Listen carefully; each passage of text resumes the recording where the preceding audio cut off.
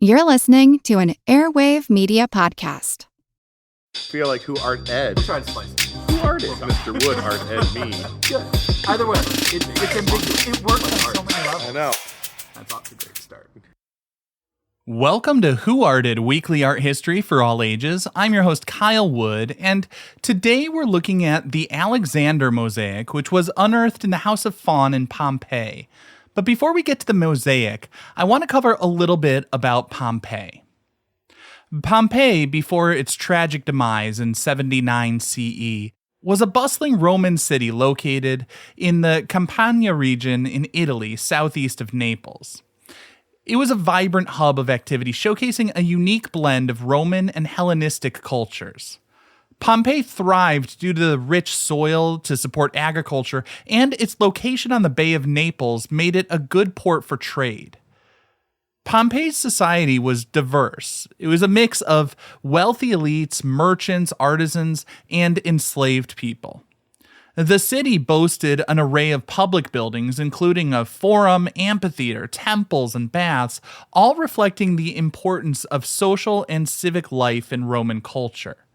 And daily life in Pompeii revolved around these public spaces where citizens gathered for political discussions, religious ceremonies, entertainment, and socializing. Now, interestingly, Pompeii was home to temples dedicated to a variety of Roman but also foreign gods, reflecting the city's diverse religious landscape.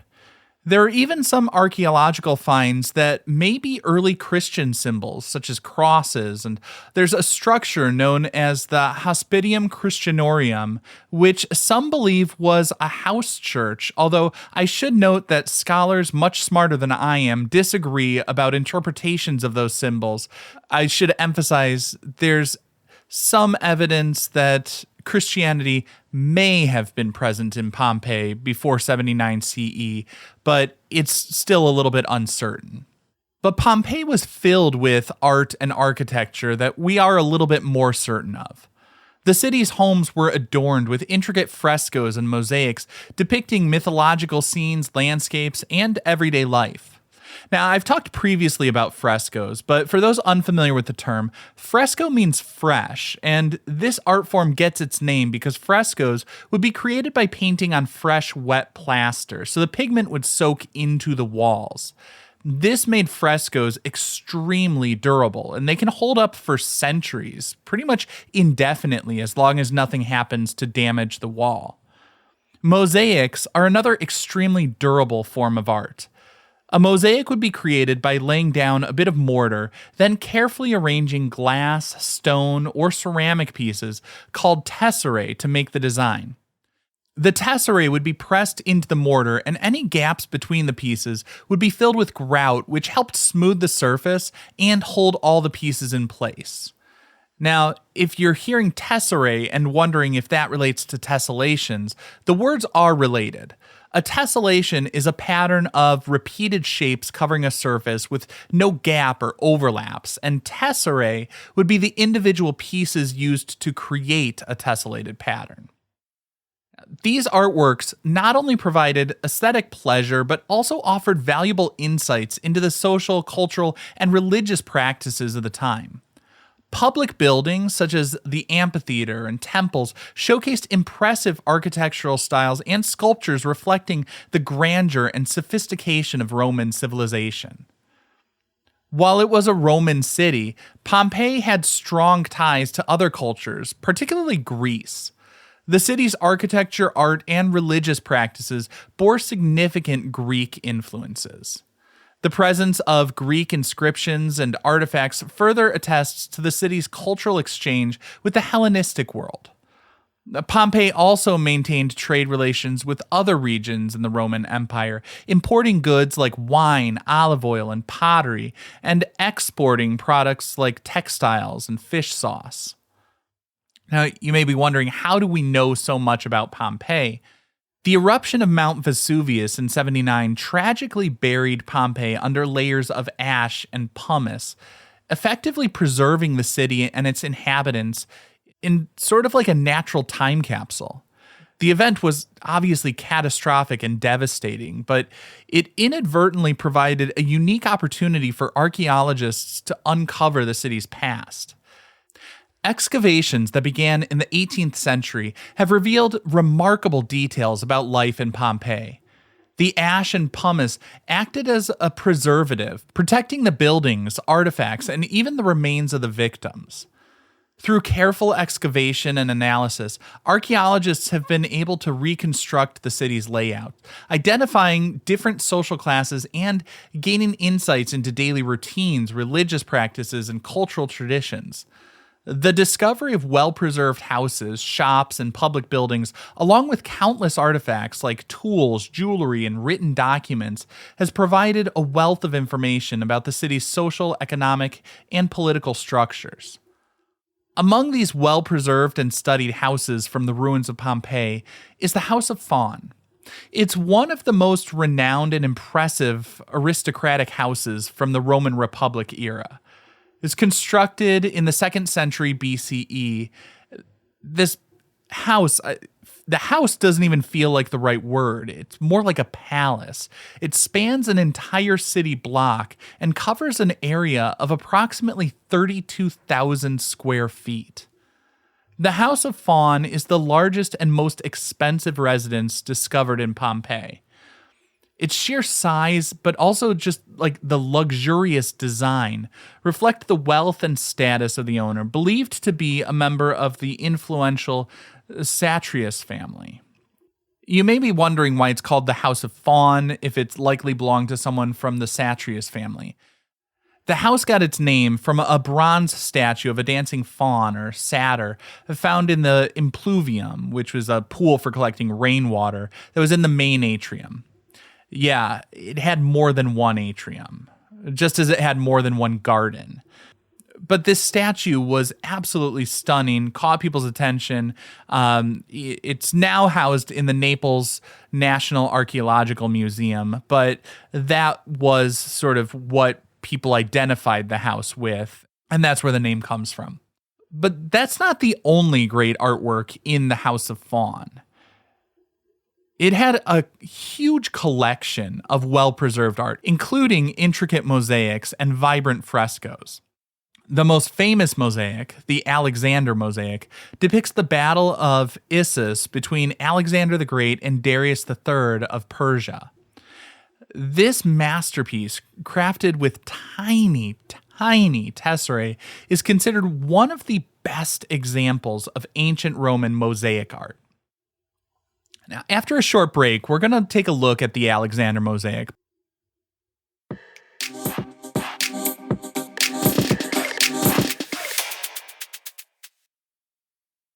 Welcome back. Now, the Alexander Mosaic, also known as the Battle of Issus Mosaic, is a masterpiece of ancient Roman artistry that continues to captivate viewers with its detailed depiction of a pivotal moment in history.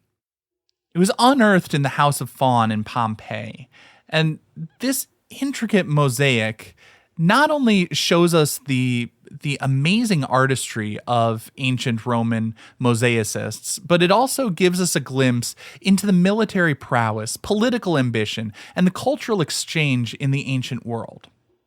The mosaic captures the dramatic clash between Alexander the Great of Macedonia and Darius III of Persia in the Battle of Issus in 333 BCE. The scene is filled with action showcasing the chaos and intensity of the battlefield.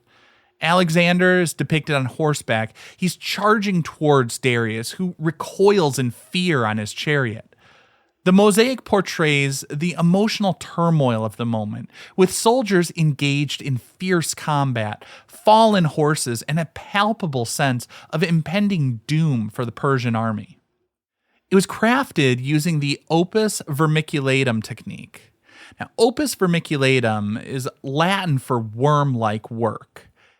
It's a highly refined and intricate mosaic technique used in the Hellenistic and Roman periods. It's characterized by the use of very small tesserae, tiny pieces of stone, glass, or other materials. And when I say tiny, often these were no larger than like 4 millimeters. to create detailed and nuanced images with subtle color gradations and flowing lines. Unlike the more common opus tessellatum technique, which uses larger, more regularly shaped tesserae, opus vermiculatum employs smaller, irregular shaped tesserae. These tesserae are carefully selected and meticulously placed to follow the contours of the design, creating a smooth, almost painterly effect. Opus vermiculatum was a time-consuming and labor-intensive technique, requiring great skill and patience. It was often used for central figural panels called emblemata, which were then surrounded by coarser mosaics using the opus tessellatum technique. Now, the Alexander Mosaic is a testament to the skill and artistry of these mosaicists. The meticulous arrangement of these minuscule tesserae, predominantly in earth tones with subtle hints of color, creates just this remarkably detailed and realistic image.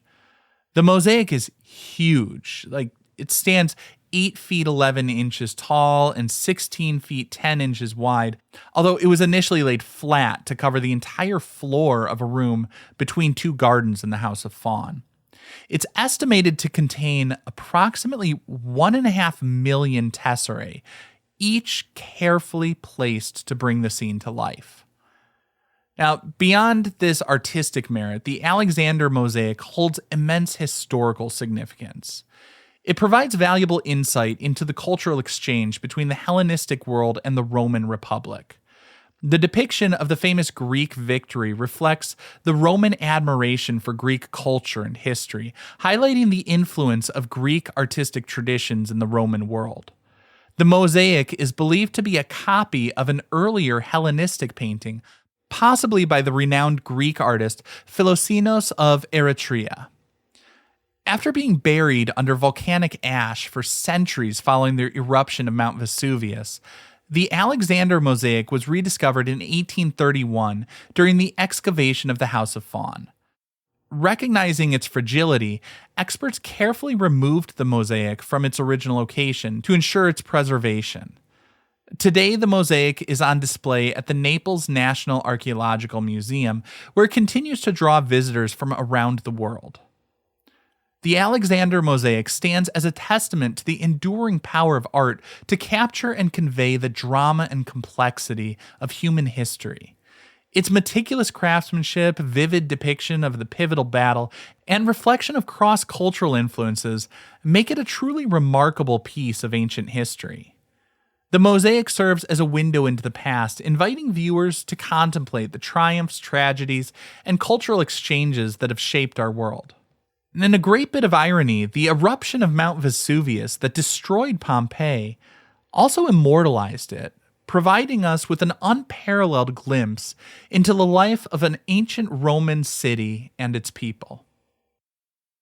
This concludes this week's episode of Who Arted, part of the Airwave Media Podcast Network. If you found this tolerable, please leave a rating or review on your favorite podcast app. You can find images of the work being discussed this week and every week on social media at Who Arted Podcast on Twitter, Instagram, and TikTok, and of course on the website whoartedpodcast.com.